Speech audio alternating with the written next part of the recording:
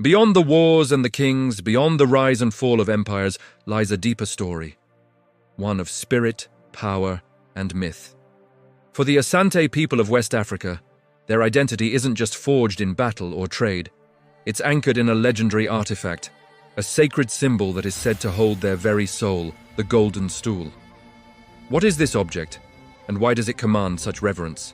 In this episode, we journey into the heart of Asante belief to explore the myths, the sacred rituals, and the spiritual meaning that make the Asante more than an empire, a people bound by a single, sacred soul. According to legend, the Golden Stool, known in the Twi language as Sika Dwa Kofi, which means golden stool born on a Friday, didn't originate on Earth. It descended from the heavens in a cloud of white dust amidst thunder and darkness. This miraculous event occurred in the late 17th century, a pivotal moment in Asante history. The great high priest, Okomfo Anokye, a man renowned for his spiritual prowess and a key advisor to the first Asantehene, or king, Osei Tutu I, gathered the chiefs of the disparate Asante clans. He told them that a new, unified nation would be born, one protected and guided by the heavens. Through powerful incantations, he summoned the stool from the sky. It floated down and gently landed in the lap of Osei Tutu, signifying his divine selection as the leader of the new Asante Union.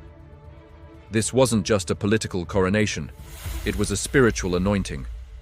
The stool was a divine mandate, a physical manifestation of the sky god Nyame's blessing upon the Asante people. It wasn't Osei Tutu's throne, but the throne of the entire nation, with him as its first guardian. This origin story became the constitutional bedrock of the Asante kingdom, binding them together not by force, but by a shared celestial destiny. So, what exactly does the Golden Stool represent? It is far more than a throne or a symbol of royalty. It is believed to house the sunsum, a complex concept that can be translated as the spirit, soul, or essence of the Asante nation. It contains the collective spirit of all Asante people, living, dead, and those yet to be born. It is the ultimate unifying force, the sacred vessel of their identity. Its physical form is deeply symbolic. It is carved from a single block of wood and entirely covered in gold, representing royalty, purity, and enduring value. But it's not just the gold that makes it sacred. Attached to it are several small bells, both gold and brass. Legend says these bells are there to warn the Asantehene of impending danger, ringing on their own to alert the nation.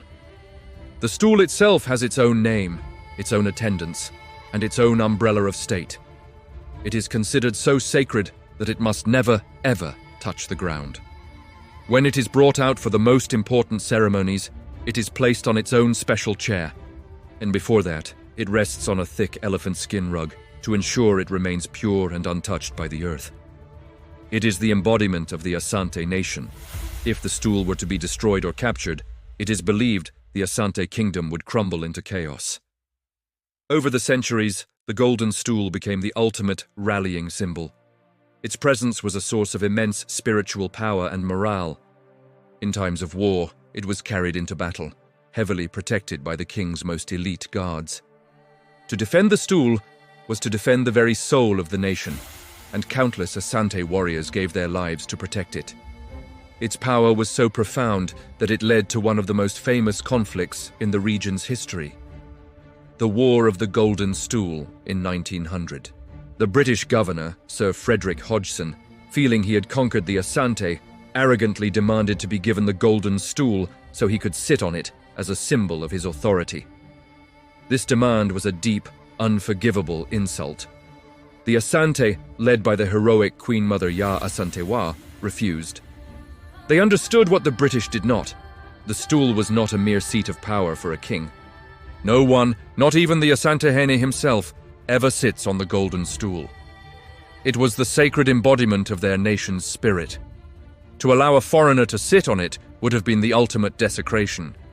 The Asante chose war over sacrilege, and while they ultimately lost the military conflict, they won the spiritual war. The British never captured the stool, which had been secretly hidden away by loyal guardians.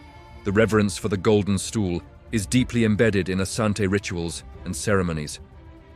One of the most telling examples is the installment of a new Asante. The new king is not crowned in the European sense, he is installed. But even then, he doesn't sit directly on the Golden Stool. Instead, during the sacred private part of the ceremony, he is carefully raised and lowered over it 3 times, without ever making physical contact. This act symbolizes that his power flows from the stool and the people it represents, but he is merely its custodian, not its master. The stool's power is superior to his own. During public ceremonies, like the Grand Adai Kezi festival, the Golden Stool is brought out with immense pomp and circumstance. It is carried by its own chief attendant, who is held up so his feet don't touch the ground either. It is given its own throne, sitting to the left of the Asante under its own magnificent state umbrella. Every aspect of its handling is a language of respect. The bells, the intricate patterns, its very weight and shape, all of it carries meaning, stories, and the collective memory of the Asante people. It is a living, breathing part of their governance and spirituality. Today, the Golden Stool remains a vital, living symbol. It is securely housed in the Manhaya Palace in Kumasi, the seat of the Asante Kingdom, and is only brought out on the most significant of occasions. Its legend isn't a relic of the past. It lives on in festivals, in the stories told by elders to children, and in the hearts of Asante people, both in Ghana and across the diaspora. It is a powerful link to their ancestors and a guide for their future. Beyond the myth and legend, the stool continues to unite the Asante people. It stands as a profound spiritual symbol, a source of unwavering cultural identity, and a potent reminder that some forms of power, the power of a people's soul, their unity and their heritage, transcend conquest and the passage of time. It is not just an object of gold and wood, it is the enduring spirit of a nation. Myths are never just simple stories, they are the bedrock of identity, the foundation upon which a culture is built. The Golden Stool is so much more than a legend. It is a sacred vessel that carries the very soul of a people. Join us in our final episode as we reflect on how this powerful legacy lives on in modern Asante life and explore its enduring place within Ghana today. Thank you for watching, and we'll see you then.